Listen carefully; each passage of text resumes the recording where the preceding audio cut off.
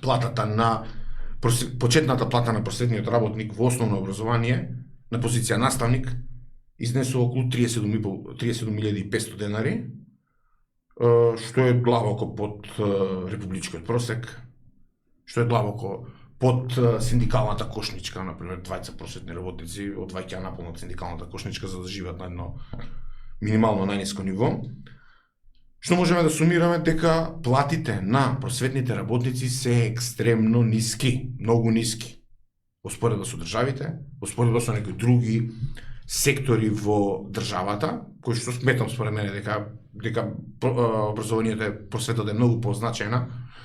но не е со исто ниво вреднуван трудот на просветните работници. За нас како независен синдикат за образование и наука,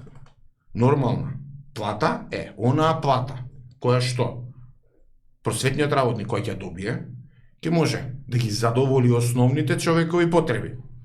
Да ги плати сметките, да се прехрани, да купи облека, да може да си купи автомобил и да може да го реши стамбеното прашање. Ние сме далеку со оваа плата, во секторот образование сме далеку од она што представува пристоен живот и она што го имаат нашите колеги во останатите држави во Европа, па и во останатите и во државите на Балканскиот полуостров. И затоа ние како независен синдикат за образование и наука, без разлика на притисоци, укажувања, партиски кампањи,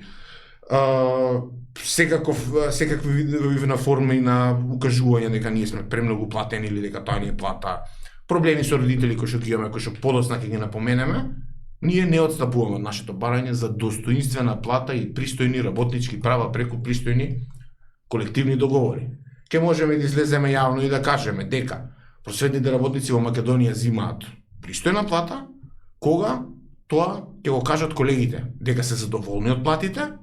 дека нивните плати се ги задоволуваат основните човекови потреби и кога ќе можеме со задоволство да кажеме дека просветниот работник во Македонија е во средно висока класа, бидејќи се школувал, бидејќи се посветил на образованието и на науката, и многу едноставно затоа што му го довериле да го чува најмилото на луѓето, тоа е детето.